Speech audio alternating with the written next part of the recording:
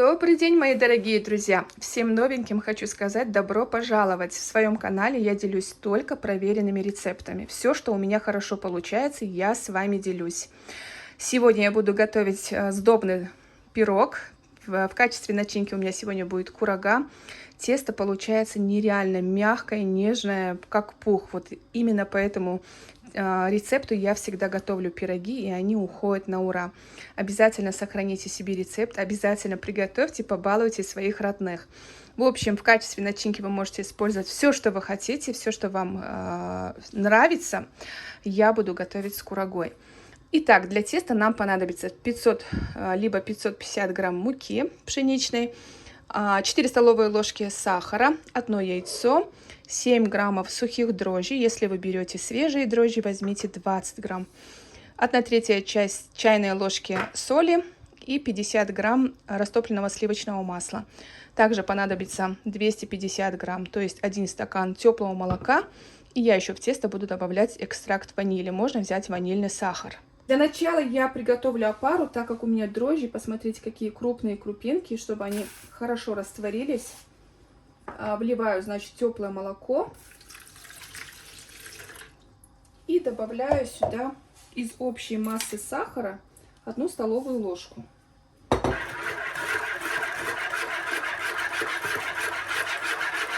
Накрываем кухонным полотенцем и ждем, пока на опаре появится шапочка. Шапочка появилась. Таким образом вы можете понять, что ваши дрожжи свежие, если появляется шапочка. Если шапочки нет, ну, в принципе, бывает так, что иногда шапочки не бывает, но дрожжи также могут быть активными, но чаще всего показатель хороших активных дрожжей — это именно вот эта шапочка. Сейчас мы сюда отправляем яйцо, оставшийся сахар, который у нас был. В общем, все ингредиенты, которые мы заранее подготовили. Соль и растопленное сливочное масло. Сюда же я добавлю немного экстракта ванили. Все это перемешаю. И обязательно просеиваем муку. Будем вводить ее частями, чтобы тесто было мягким. Тесто я вначале замешиваю лопаточкой, а потом уже руками.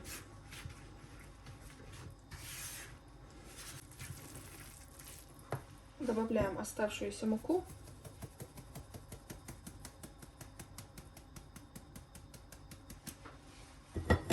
И замешиваем.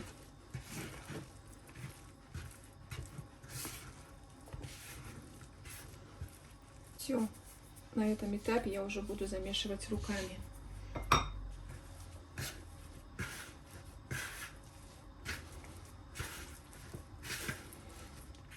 Девчонки, мой вам совет: никогда не забивайте тесто мукой.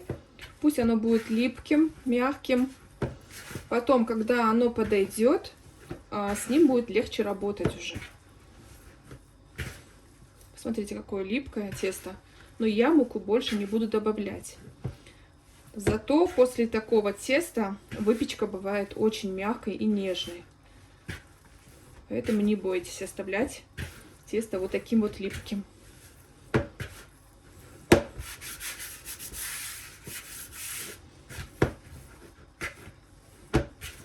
Такое тесто получилось. Посмотрите, очень нежное, мягкое. Немножечко растительного масла я сюда вливаю. Еще раз вымешу и только потом уберу в теплое место. Вот такое вот однородное, очень хорошее тесто у нас получилось.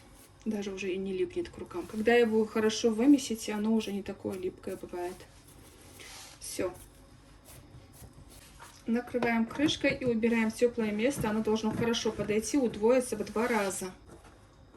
Тесто наше уже достаточно хорошо подошло. Сейчас мы его немного помнем и приступим к лепке пирога. Смотрите, совсем не липнет к рукам. Очень приятное тесто. Тесто я разделю на 3 части. Вот так вот.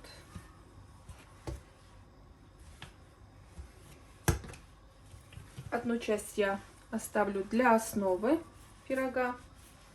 Еще немного возьму. Скатаем шарики. Посмотрите, даже мука не нужна, чтобы припылять тесто. Настолько оно приятное в работе. Одна часть теста для основания, вторая часть теста будет для узоров. Ну а из третьей части мы потом что-нибудь слепим.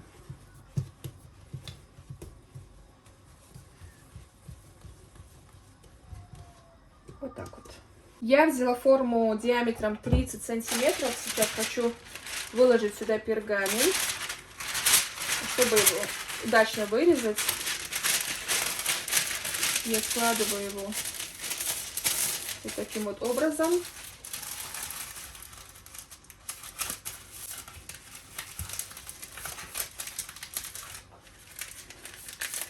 Сложила пергамент. Так, на глаз отмеряем центр самой формы и устанавливаем метку. Значит, метка у меня будет здесь, и я возьму чуть больше, чтобы края, бортики тоже были. И срезаем лишнюю часть. Вот так вот. Раскатываем тоненько тесто, примерно диаметром, как ваша форма. Вот таким вот образом распределяем, делаем бортики, чтобы затем выложить начинку. Вот так вот. Кладем начинку. Равномерно распределяем начинку по основе. Начинку я распределила, сейчас будем украшать наш пирог. Берем второй кусок теста, также раскатываем его тоненько и нарезаем на одинаковые полосочки.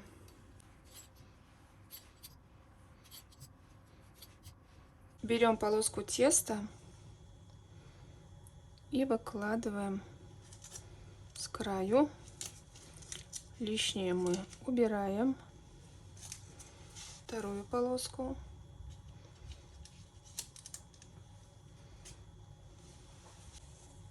И дальше до конца.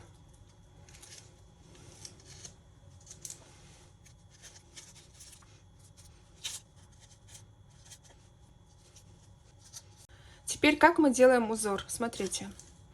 Берем одну полоску, убираем сюда. Далее эту.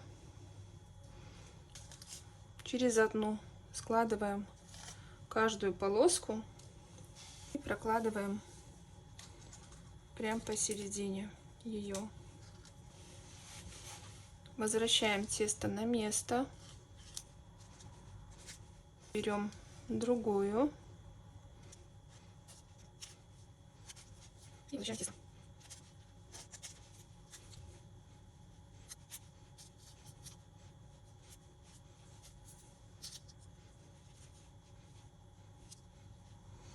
В итоге вот такая у нас красота получилась, но это еще не финальный узор.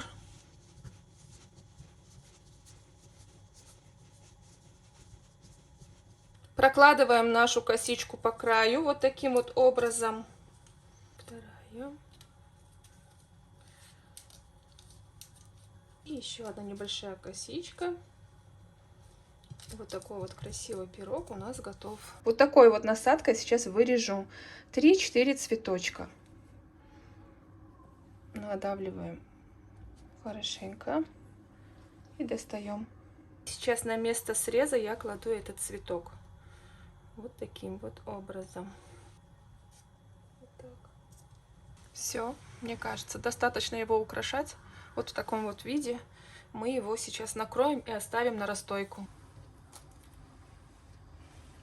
Для смазывания возьмем один желток, добавим немного молока, все хорошо перемешаем.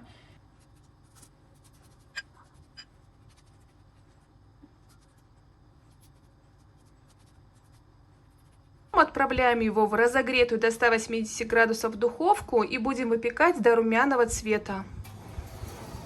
Наш пирог готов. Посмотрите, какой он пышненький получился, учитывая, что мы делали очень тонкое тесто. Обязательно приготовьте, такой пирог понравится всем. Посмотрите, какой он мягкий получается. Очень хороший. Сейчас еще покажу вам в разрезе тоже. Видите, да, какое тесто? Очень мягкое, пористое. Много начинки, тоненькое тесто. Идеальный просто пирог. И пропекся хорошо. Готовьте на радость. Если вам понравилось видео, ставьте лайки, подписывайтесь на мой канал, если вы не подписаны.